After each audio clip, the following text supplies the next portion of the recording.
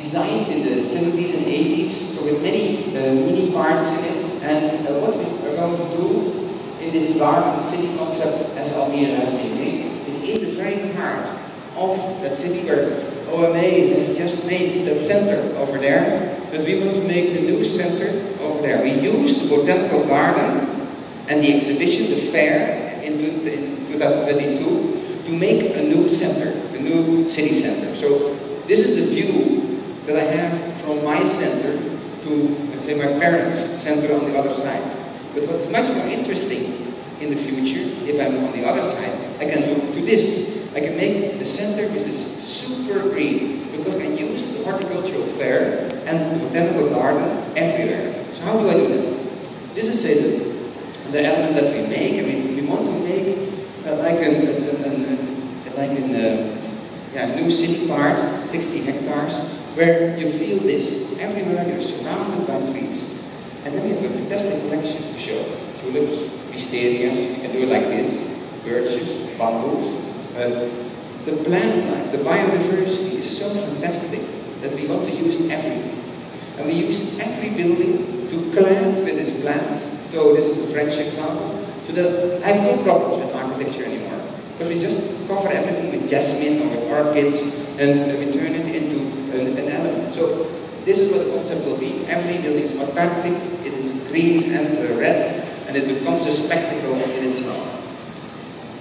So then the challenge now for the architects is for ourselves to make such a concert place where you can sit inside and feel this, or to have a meeting place like this, even in the winter, or this is the best sports hall that I can imagine, or the best jogging center, or the best dance club.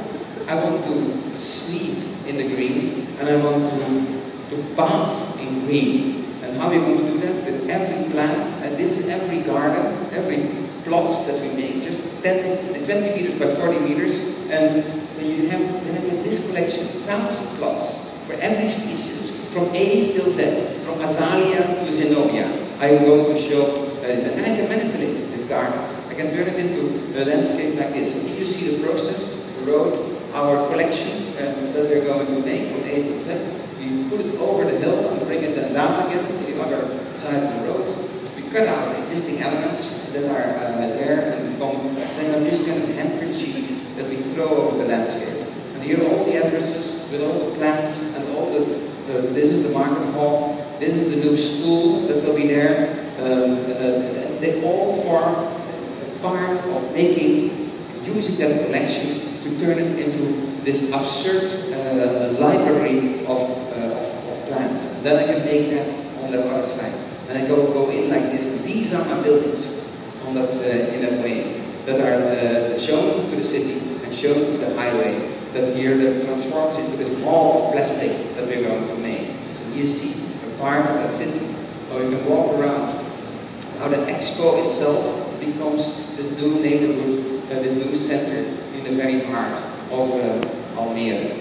So I invite you to come there soon. That was urbanism. And now I end with research in that way. But we use architecture to find out our goals, to use them as vehicles. We use urbanism to set out directions, to make these agendas, to make them clear. And we need research to be ahead. And that's what's next that we could do, this research. And I was happy after KM3 to work, to start this Y factory. Actually, starting a research unit in the university, that takes a while. I said, I don't want to start immediately, I want to wait for a while. Save some money, so that the thing can become stronger. We have too many professors in the world. They have only 1 or 2 assistants, and you can't do anything. It's better to have less professors and more assistants, and then you can produce better. So we waited, and at a certain moment, the dean went out. He said, okay, now it's enough, you come, I go out. That's very nice. I said, you went into the barracks, I got this, I cleaned it, and then beautiful garden, and welcome people to the Y factory would start. What happened 2 weeks later, from my room, from my house, I see this on the horizon. I come closer, and that's my red carpet. What happened at that moment here? The old tower And I had to do my inaugural speech outside. And so how can I start better with education in that way? We went into our office, rented tents, and made, and I think this is an interesting moment of reusing things. So all the professors made one piece of this building. And so this is our spot. We make a roof, we lift it, we put a tribune inside for all our teachers, and say the students on top of it, where you can start to work, to discuss. Students definitely should show what they're doing and talk about, making argumentative, the reasoning stronger in architecture. Because there's too much architecture in vague, something like, whoa. An architect comes in and says, make something transparent. No, you have to say why we're doing it. That's what the Y Factory wants to do, to talk to people like the ministers in the Netherlands about the future of our profession and what we can do and give for cities and for countries and everything. So we continue with making books. After KM3, this is the new, say, set of studies that I would like to add to the profession. We concentrate, because I think universities should not be completely generalistic. I think the university will also do some elements, maybe it should be the greenest city in the world, and therefore think about that only. And other universities only think about bamboo or something like that. So please, let's discuss, because we have to deepen the subject. So we only concentrate on future cities. So how we do that is on one hand we make only model cities. It is an abstract city, 1 million people, autarkic, no neighbors, and you change one parameter. Say flying cars, whoops, the whole city will change. Or we apply them in the viewing sector, and we add that all in this controller, in this software, the space fighter, where we adopt all the parameters in it. That's the model of the Y Factory. So we explained that in this first book. We went to a second book where we studied if visions are still applicable, if leadership should still exist. We all love Boulain, because he was the one that made a building where you had feel it inside. It was also day, when it was night outside. And somehow our shopping malls have taken that experience. But it's striking if you study it, how many visions have been made the last 100 years. Fantastic. All over the planet. And also here with Niemeyer, for instance, and it's striking to say that since the 70s, the word vision is getting a taboo. Why? Because some of the ideas were too megalomaniac. Some of these visions were not applicable or were used by people that misuse them. And it was taken over by religious leaders, basically, who were visions. So how to bring architecture and urbanism together into the direction, how to be visionary. And then there are many motives to do that. I give you some of them.